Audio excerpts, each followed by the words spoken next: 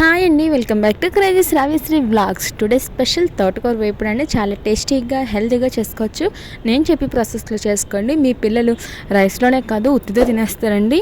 అంత హెల్తీగా టేస్టీగా చేసుకోవచ్చు. లేట్ చేయకుండా ప్రాసెస్ చూద్దాం. అలాగే నా వీడియో కనుక ఫస్ట్ టైం చూస్తే లైక్ చేయండి, షేర్ చేయండి, సబ్స్క్రైబ్ చేయండి.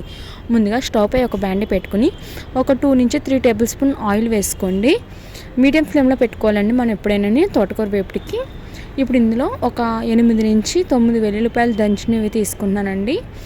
ఇప్పుడు నూనె కొంచెం కాగాక వెల్లుల్లి రేకలు వేసుకుని గోల్డెన్ కలర్ వచ్చే వరకు బాగా ఫ్రై చేసుకోండి. అది కూడా మీడియం ఫ్లేమ్లోనండి. ఈ విధంగా ఫ్రై అయిపోయాక ఇప్పుడు ఇందులోకి అయితే మనం 1 టీ స్పూన్ జీలకర్ర అయితే వేసుకుందామండి. మనకి వెల్లుల్లిపాయలు వేగినాయా లేదని ఎలా తెలుస్తుందంటే అవి గోల్డెన్ కలర్ వచ్చాక మంచి సువాసన వస్తుందండి. అప్పుడు మనం 1 టీ స్పూన్ జీలకర్ర, 4-5 ఎండుమిరపకాయలు గిల్లుకుని వేసుకోండి. మనం తోటకూర వేపుడులో కారం అనేది వేసుకోము కాబట్టి ఈ ఎండుమిరపకాయలు అనేది మనకు కారం తెస్తుంది అనమాట. ఇప్పుడు 2 రెమ్మలు ఫ్రెష్ కరివేపాకు వేసుకోండి. ఇవి బాగా ఫ్రై చేసుకోవాలండి. మీకు కావాలంటే ఇక్కడ మినపప్పు కూడా వేసుకోవచ్చండి, అది మీ చాయిస్ అండి. నేను అయితే ఇలాగే పెడతానండి, చాలా ఇష్టంగా తింటారు మా పిల్లలు అయితే.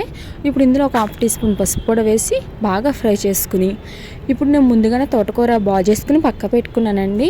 పెద్ద ఆకులు అయితే ముక్కల కింద తీసుకోండి, చిన్న చిన్న ఆకులే కాబట్టి నేను ఆ విధంగా వేసేస్తున్నాను. ఒక 2-3 సార్లు శుభ్రంగా కడుక్కుని మనకి తోటకూరలు ఇసుక అనేది ఉంటుంది కదండి, ఇసుక అనేది లేకుండా నీట్గా కడుక్కుని ఈ తోటకూర అనేది ఇలా నీటిలో పిండుకుని ఈ విధంగా తోటకూర అంతా వేసేసుకోండి.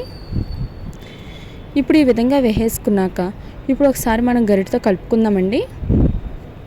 ఈ విధంగా మొత్తం తోటకూర అంతా బాగా కలుపుకోండి. మనం ఇలా కలుపుతున్నప్పుడే మనకి ఆల్మోస్ట్ కొంచెం మగ్గిపోద్దండి. ఈ విధంగా బాగా కలుపుకొని ఇప్పుడు ఇందులో ఎంతో కాదండి ఒక 1/2 టీ స్పూన్ సాల్ట్ వేసుకుని ఒకసారి బాగా కలుపుకోండి.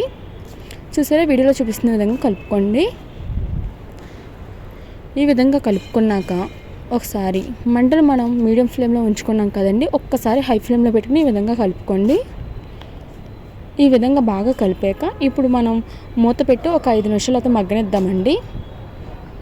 ఇప్పుడు తోటకూరలో ఉన్న వాటర్ అంతా మనకి వస్తుందన్నమాట. ఇలా మూత పెట్టి మగ్గబెట్టడం వల్ల ఈ వాటర్ అంతా మనకి ఎగిరిపోయే వరకు మగ్గనివ్వండి. తోటకూర అనేది హెల్త్కి కూడా చాలా మంచిదండి. చాలామంది పిల్లలు స్కిప్ చేసేస్తారు తినకుండా. నేను చెప్పే విధంగా చేయండి, మీ పిల్లలు చాలా ఇష్టంగా తింటారు. ఇప్పుడు మూత పెట్టి ఒక 5 నిమిషాల తర్వాత చూపిస్తున్నాను మీకు మామూలుగాని. చూసారా వాటర్ అనేది ఎలా వస్తుందో తోటకూరలో, ఒకసారి ఈ విధంగా కలుపుకోండి. ఇప్పుడు మీడియం ఫ్లేమ్లో పెట్టుకోండి. ముందు చెప్పు మర్చిపోయాను, కలిపాక మనం మూత పెట్టినప్పుడు మీడియం ఫ్లేమ్లో పెట్టుకుని ఇలా మూత పెట్టి ఒక 2 నిమిషాలు అయితే మగ్గబెట్టండి. చూసారా, మనకు వాటర్ అనేవి పూర్తిగా తగ్గిపోయినాయండి, ఇంకిపోయినాయి కదా. ఒకసారి ఇప్పుడు గరిటతో ఒకసారి కలుపుకోండి. ఈ విధంగా బాగా కలుపుకోవాలండి. మనం తోటకూర వేసినప్పుడు చూసారా ఎంత బ్యాండీ ఫుల్గా వచ్చేసిందని, మగ్గేటప్పటికి మనకి ఎంత రాదు. ఈ విధంగా ఆయిల్లో మగ్గాక ఇప్పుడు రుచికి సరిపోయేంత సాల్ట్ వేసుకుని ఒకసారి బాగా కలుపుకోవాలండి. ఈ విధంగా బాగా కలుపుకున్నాక ఒకసారి ఇక్కడ టేస్ట్ అనేది చూసుకుని సాల్ట్ టేస్ట్ తగ్గట్టు అడ్జస్ట్ చేసుకోండి. ఈ విధంగా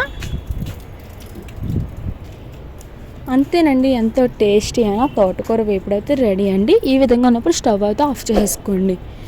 అంతేనండి, చాలా టేస్టీగా ఉంటుంది, అలాగే హెల్తీ కూడానండి. పిల్లలకు ఒక్కసారి అలా చేసి పెట్టండి, చాలా ఇష్టంగా తింటారండి.